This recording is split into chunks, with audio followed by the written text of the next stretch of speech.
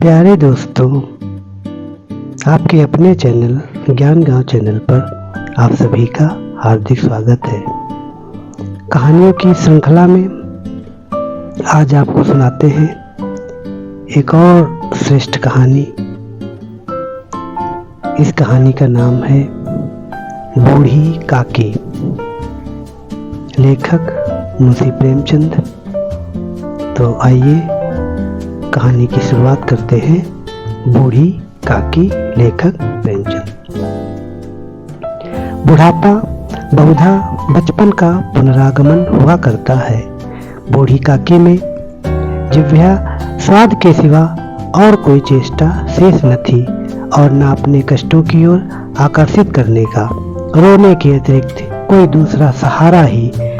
समस्त इंद्रियां, नेत्र, हाथ और पैर जवाब दे चुके थे। पृथ्वी पर पड़ी रहती और घर वाले कोई बात उनकी इच्छा के प्रतिकूल करते, भोजन का समय टल जाता या उसका परिमाण पूर्ण न होता, अथवा बाजार से कोई वस्तु आती और न मिलती तो ये रोने लगती थी।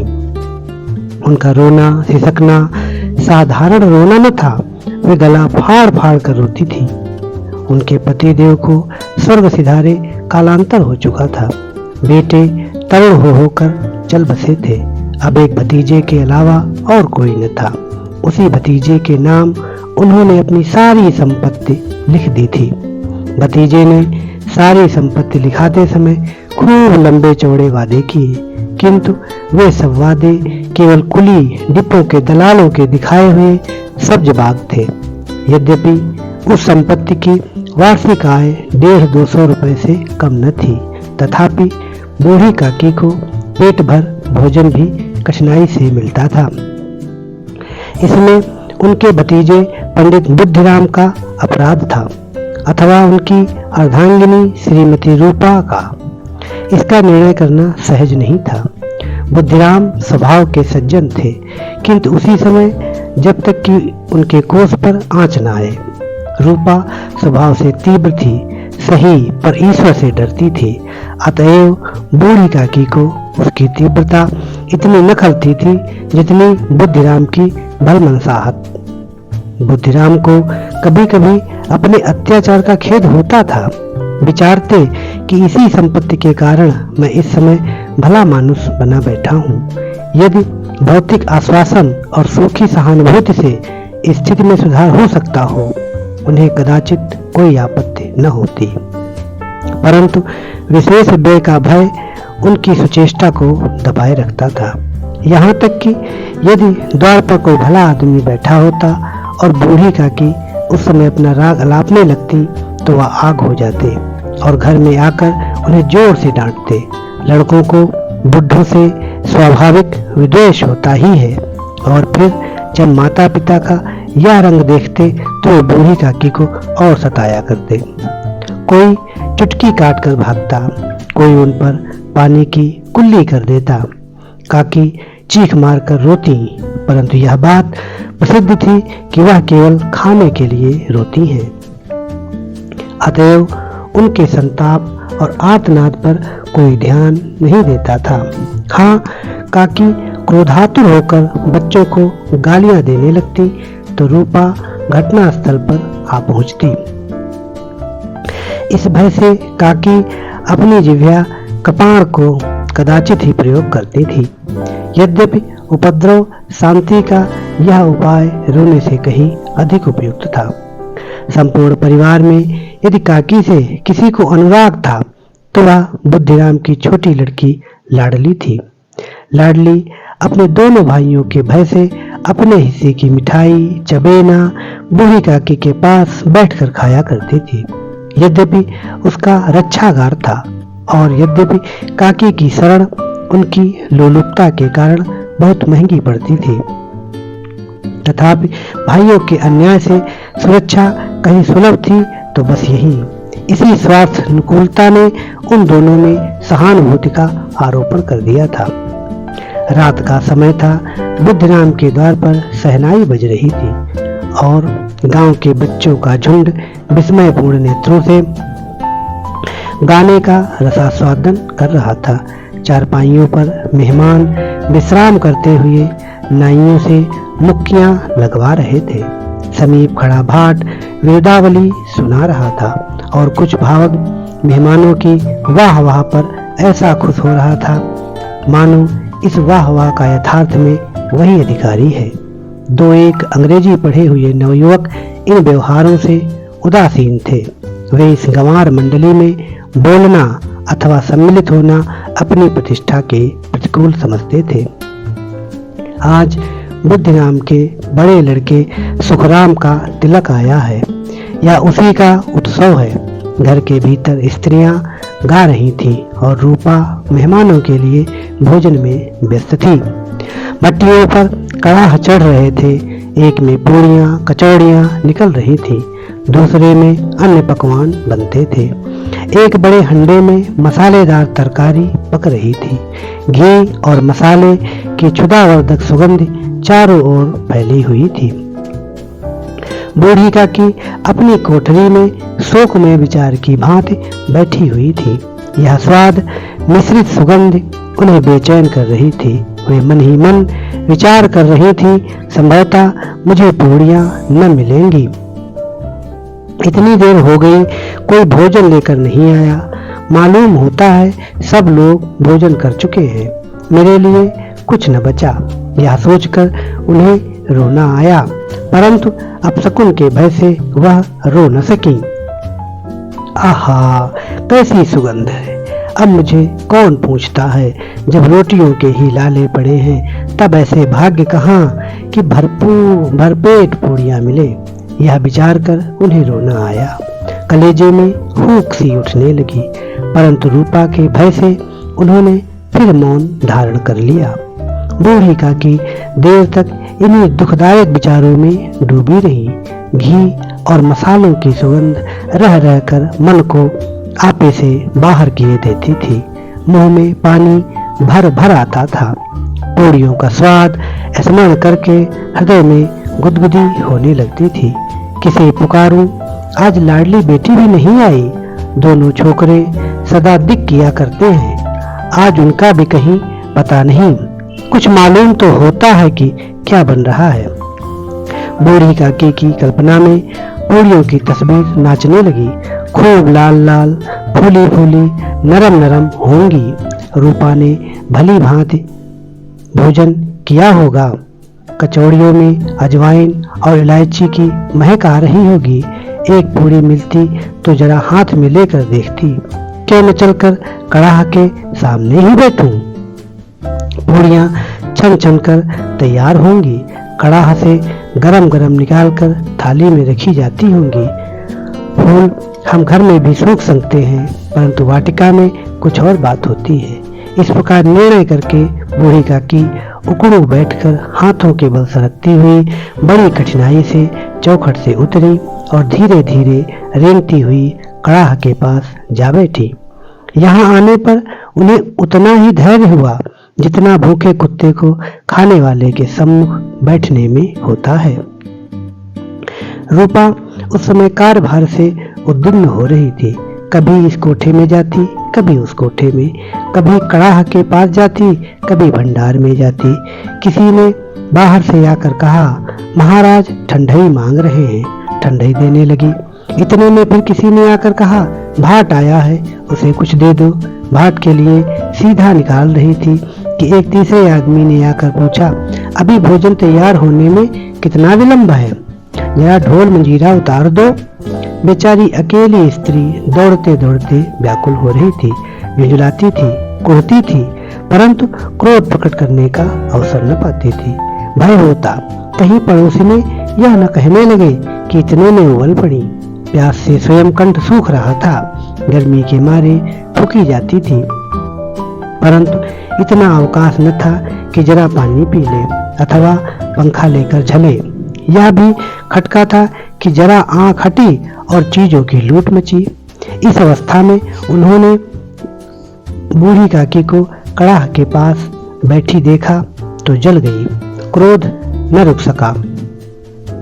इसका भी ध्यान न रहा कि पड़ोसने बैठी हुई है, मन में क्या कहेंगी, पुरुषों में लोग सुनेंगे तो क्या कहेंगे। जिस प्रकार मेढक केचुए पर झपटता है, उसी प्रकार वह बूढ़ी काकी पर झपटी और उन्हें दोनों हाथों से झटक कर बोली, ऐसे पेट में आग लगे, पेट है या भाड़? कोठरी में बैठते हुए क्या दम घुटता था? अभी मेहमानों ने नहीं खाया, भगवान को भोग नहीं लगा, तब तक धैर्य न हो सका, आकर छाती पर सवार हो गई। जल जाए ऐसी जीव, दिन भर खाती न होती तो जाने किसकी हांडी में मुंह डालती।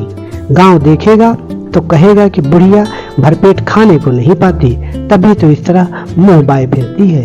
डायन, न मरे न मांझा छोड़े, नाम बेचने पर लगी है, नाक कटवा कर दम लेगी, इतनी ठोसती है न जाने कहाँ भस्म हो जाता है। भला चाहती हो तो जाकर कोठरी में बैठो, तब घर के लोग खाने लगेंगे, तब तुम्हें भी मिलेगा। तुम कोई देवी नहीं हो कि चाहे किसी के मुंह में पानी न जाए, परंतु तुम्हारी पूजा पहले ही हो जाए। बूढ़ी काकी ने सिर न उठाया, न रोई न बोली, चुपचाप रेंगती हुई अपनी कोठरी में चली गई। आवाज ऐसी कठोर थी कि हृदय और मस्तिष्क की संपूर्ण शक्तियां, संपूर्ण विचार और संपूर्ण भार उसी ओर आकर्षित हो गए थे। नदी में जब कगार का कोई बृहद खंड कट कर गिरता है तो आसपास का जल समूह चारों ओर से उसी स्थान को पूरा करने के लिए दौड़ता है। भोजन तैयार हो गया, आंगन में पत्तलें पड़ गई, मेहमान खाने लगे। स्त्रियों ने जेवनार गीत गाना आरंभ कर दिया।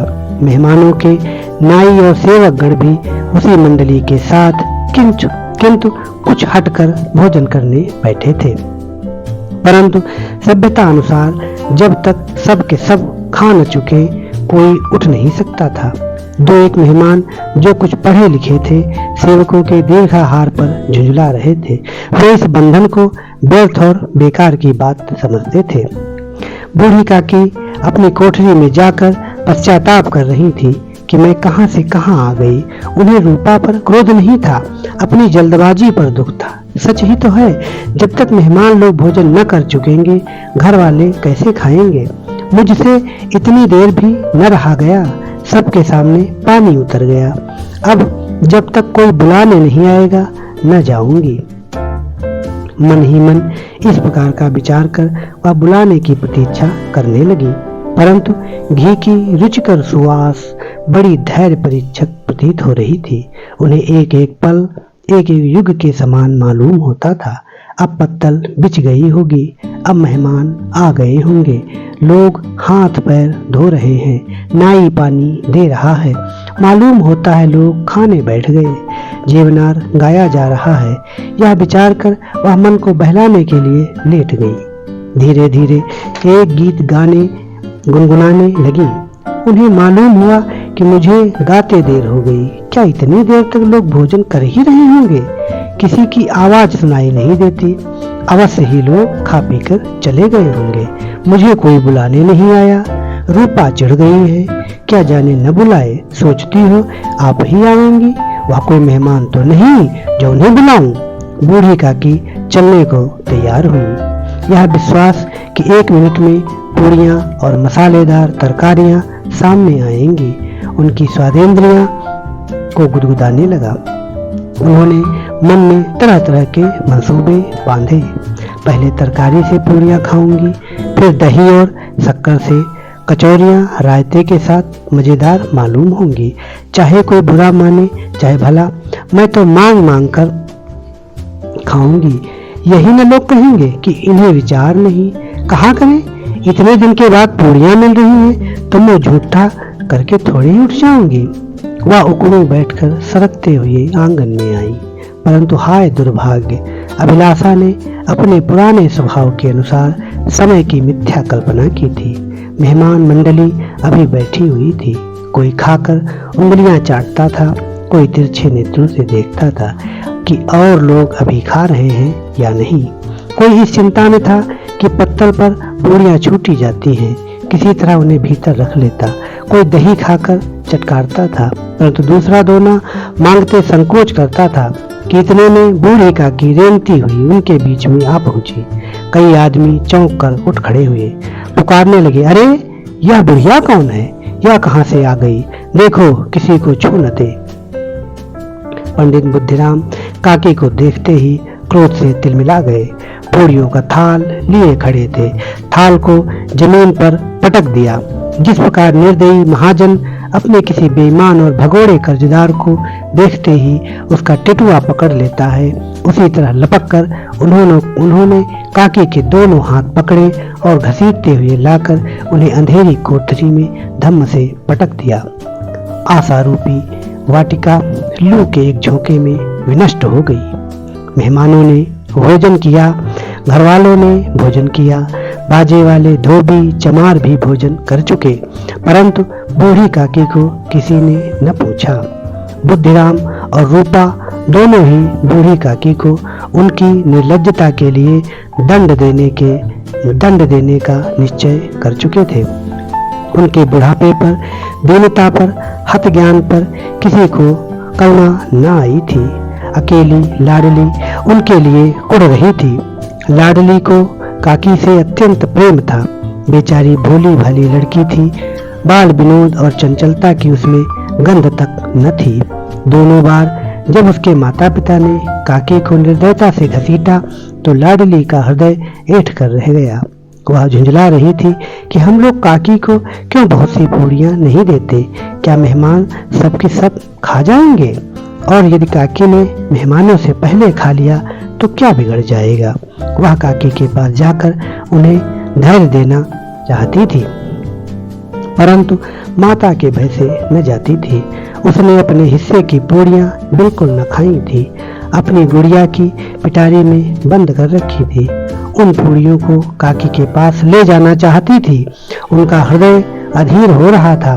बूढ़ी काकी मेरी बात सुनते ही उठ बैठेंगी, पूड़ियां देखकर कैसी प्रसन्न होंगी, मुझे खूब प्यार करेंगी। रात को 11 बज गए थे। रूपा आंगन में पड़ी सो रही थी। लाडली की आंखों में नींद न आती थी। काकी को पूड़ियां खिलाने की खुशी उसे सोने न देती थी। उसने गुड़ियों की पिटारी सामने रख दी। जब विश्वास हो गया कि अम्मा सो रही हैं, तो वह चुपके से उठी और विचारने लगी, कैसे चलूं? चारों ओर अंधेरा था, केवल चूल्हों में आग चमक रही थी और चूल्हों के पास एक कुत्ता लेटा हुआ था। लाडली की दृष्टि सामने वाले नीम पर गई। उसे मालूम हुआ कि उस पर हनुमान जी बैठे हुए हैं। उनकी पूंछ, उनकी गदा वह स्पष्ट दिखलाई दे रही है। मारे भय के उसने आंखें बंद कर ली। इतने में कुत्ता उठ बैठा। लाडली को ढाढ़स हुआ।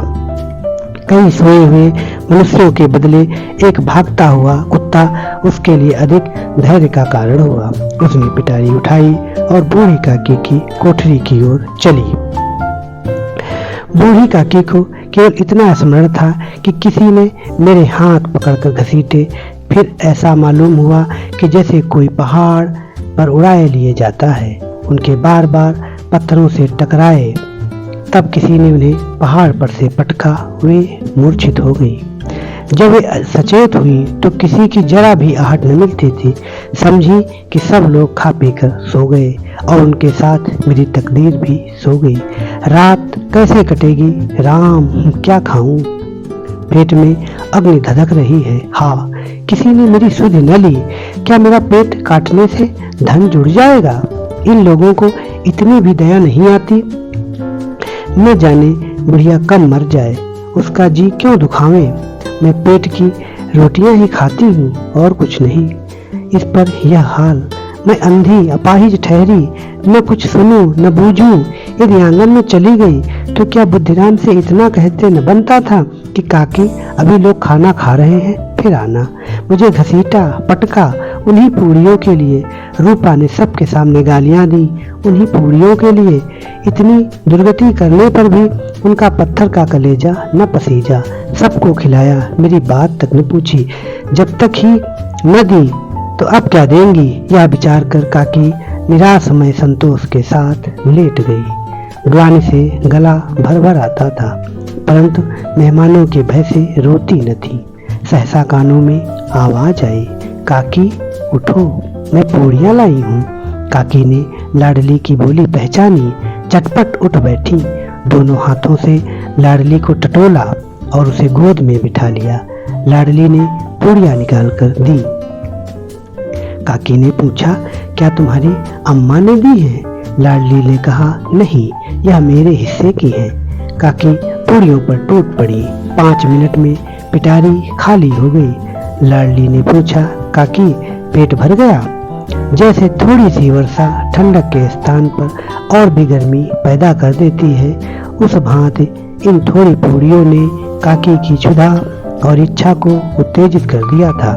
बोली, नहीं बेटी, जाकर अम्मा से और मांग लाओ। लाडली ने कहा, अम्मा सोती हैं, जगाऊंगी तो मारेंगी। काकी ने पिटारी को फिर टटोला।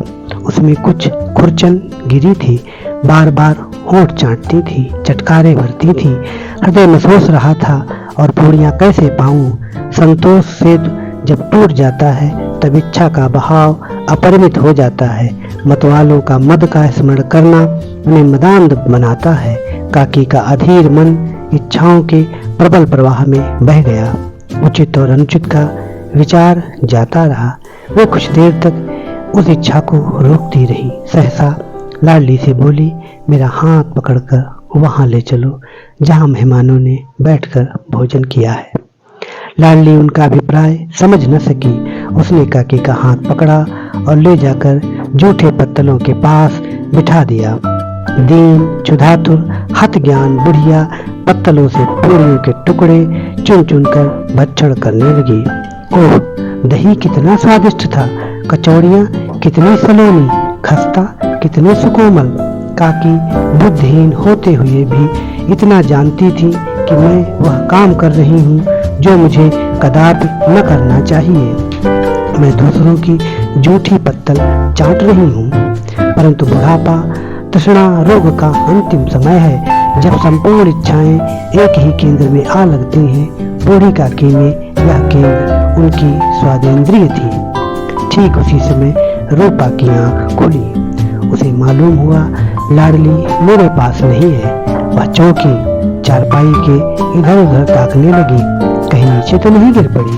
उसे वहां न पाकर वह उठी तो क्या देखती है कि लाडली जूठे पत्तलों के पास चुपचाप खड़ी है और बूढ़ी काकी पत्तलों पर से पूरियों के टुकड़े उठा उठा कर खा रही है। रूपा का हृदय सन्न हो गया। किसी गाय की गर्दन पर छुरी चलते देखकर जो अवस्था उसकी होती है वह उसी समय हुई। एक ब्राह्मणी दूसरों की जूठी पत्तल टटोले, उससे अधिक शोकमय दृश्य असंभव था। पूड़ियों के कुछ ग्रासों के लिए उसकी चचेरी सास ऐसा निकृष्ट कर्म कर रही है, यह वह दृश्य था जिसे देखकर देखने वालों के हृदय कांप उठते हैं। ऐसा प्रतीत होता मानो जमीन रुक गई, आसमान चक्कर खा रहा है, संसार पर कोई आपत्ति आने वाली है। रूपा को क्रोध न आया। शोक के सम्मुख क्रोध कहाँ? करुणा और भय से उसकी आंखें भर आईं। इस अधर्म का भागी कौन है? उसने सच्चे हृदय से गगन मंडल की ओर हाथ उठाकर कहा, परमात्मा, मेरे बच्चों पर दया करो। इस अधर्म का दंड मुझे मत दो, नहीं तो मेरा सत्यानाश हो जाएगा। रूपा को अपनी स्वार्थपरता और अन्याय इस प्रकार प्रत्यक्ष रूप में कभी न दिख पड़े थे। वह सोचने लगी, हाय कितनी निर्दयी हूँ। जिसकी संपत्ति से मुझे 200 रुपया आय हो रही है, उसकी यह दुर्गति और मेरे कारण ही। हे दयामय भगवान, मुझसे बड़ी भारी चूक हुई, मुझे क्षमा करो। आज मेरे बेटे का तिलक था, सैकड़ों मनुष्यों ने भोजन पाया, मैं उनके इशारों की दासी बनी रही, अपने नाम के लिए सैकड़ों रुपए व्यय कर दिए, परंतु जिसकी बदौलत हजारों रुपए खाए, उसे इस उत्सव में भी भरपेट भोजन न दे सकी, केवल इसी कारण तो वह वृद्धा असहाय है। रूपा ने दिया जलाया, अपने भंडार का द्वार खोला और एक थाली में संपूर्ण सामग्रियां सजाकर बूढ़ी काकी की ओर चली। आधी रात जा चुकी थी। आकाश पर तारों के थाल सजे हुए थे, उन पर बैठे हुए देवगण स्वर्गीय पदार्थ सजा रहे थे, परंतु उसमें किसी को वह परमानंद प्राप्त न हो सकता था जो बूढ़ी काकी को अपने सम्मुख थाल देखकर प्राप्त हुआ। रूपा ने कंठारुद्ध स्वर में कहा, काकी उठो, भोजन कर लो, मुझसे आज बड़ी भूल हुई, उसका बुरा न मानना। परमात्मा से प्रार्थना कर दो कि वह मेरा अपराध क्षमा कर दे। भोले भाले बच्चों की भांति जो मिठाइयाँ पाकर मार और तिरस्कार सब भूल जाता है, बूढ़ी काकी वैसे ही सब भुलाकर बैठी हुई खाना खा रही थी। उनके एक एक रोए से सच्ची सदिच्छाएं निकल रही थी और रूपा बैठी स्वर्गीय दृश्य का आनंद लेने में निमग्न थी। तो दोस्तों, ये थी कहानी बूढ़ी काकी। आपको ये कहानी कैसी लगी हमें अवश्य बताइए। चैनल को लाइक, सब्सक्राइब, कमेंट अवश्य करिए। आपको फिर से जोड़ेंगे एक नई कहानी के साथ नए वीडियो में। तब तक के लिए बहुत बहुत धन्यवाद।